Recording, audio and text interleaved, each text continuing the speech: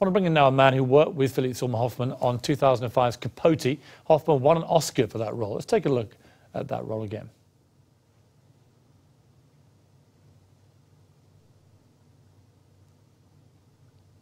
I'm not sure we have that clip. No, we don't seem to have it. I'm going to bring in Michael Ohoven. As they were filming all that time in Italy, and I worked like mad all day long, and then dashed down to the bar around midnight to end in the next day's scenes. And Humphrey had just about moved into the hotel bar. Humphrey Bogart. Where he and John Huston. had,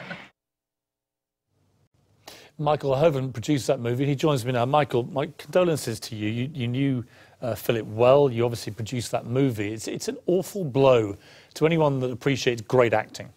It's a massive shock. We lost one of our greats, and I think today the whole town is in shock.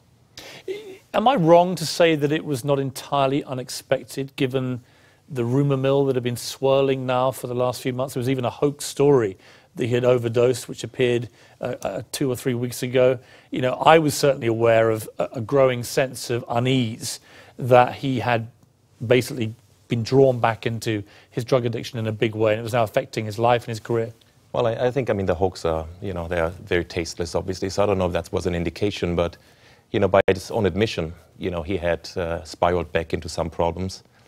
Still, for me, it was shocking because I didn't expect anything, you know, from it. And I think people that worked with him could not expect anything like it, because whenever you work with him, he was the most professional person you can find on the planet.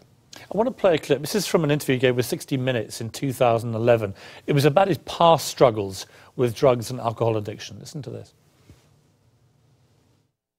So this was drugs or alcohol or both? Yes, all that stuff, yeah. Anything I can get my hands on.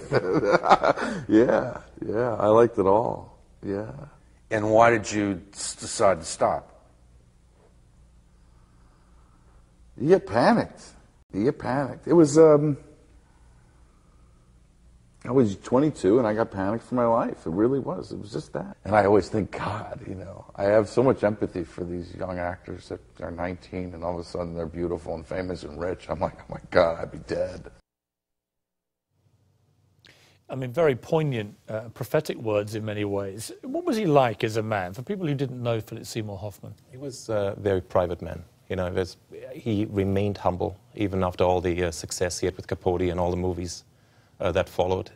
He stayed very humble. He, you know, he never looked for the limelight, I think. I think the limelight found him, but he never looked for it. I think he was one of those actors that, you know, took his craft very seriously and got into the business for the right reasons, not for fame or for money, but for the right reasons to show how great he is at his craft. You produced him, and he was brilliant in Capote. I mean, really an amazing performance, one of the greats, and obviously won him an Oscar. As an actor, what made him so special?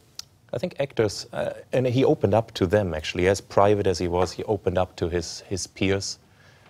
He really taught them, and I think he still set the bar so high, not only of that Oscar year, but I think in performance, if you look at Capote, I think it's a performance of his that sets the bar high for every actor. So I think a lot of actors are really looking up to him to learn from him. You stayed in touch with him over the years. How did you do that, and what was the relationship like that you had with him? We weren't close. I mean, we had a working relationship. During Capote, during the filming, it wasn't even an easy relationship. There wasn't a fun set to be around, really.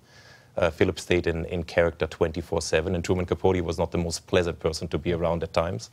So, but we stayed, you know, we would see each other, you know, once a year, award seasons, whenever we run into each other, we exchange some projects. I always try to find another kind of follow-up project with him and would email and see each other. I mean, he made some of the great movies of the last 30, 40 years, in fact, ever.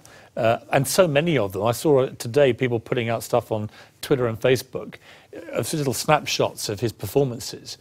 This guy, the range of brilliance of his character performance is really almost unique out there. Oh, I agree. I think you can watch pretty much his entire filmography and you will have a terrific time. And I think that's hard to say about many actors. Not only was his performances top always, but he selected movie roles very well as well. We had to break through it with Capote. Before that, he was, you know, not clearly a leading man. And I think he proved what a true leading man he is and not just the character actor. And You know, he's a man that brought really his A game every time, in every movie you see. He was incredibly dedicated. He had incredible willpower. And yet, even with somebody with that willpower, you know, ultimately that's the demise, and he succumbed to this. I mean, incredibly sad for us, for all movie fans, but desperately sad for his family. He's got these 3 young children. It's hard to even imagine the pain they must be going through. It's horrific. I mean, my heart goes out to the kids and to Mimi and all his loved ones. Horrible. Michael Ohoven, thank you very much indeed for joining me. Thank you. The very sad loss of Philip Seymour Hoffman. When we come back, another story is rocking Hollywood tonight. Dylan Farrow's accusation that Woody Allen sexually abused her when she was just 7 years old. I'll talk exclusively to a woman who dated Woody Allen when she was just 17 and he was 42. You may be surprised to hear what she says.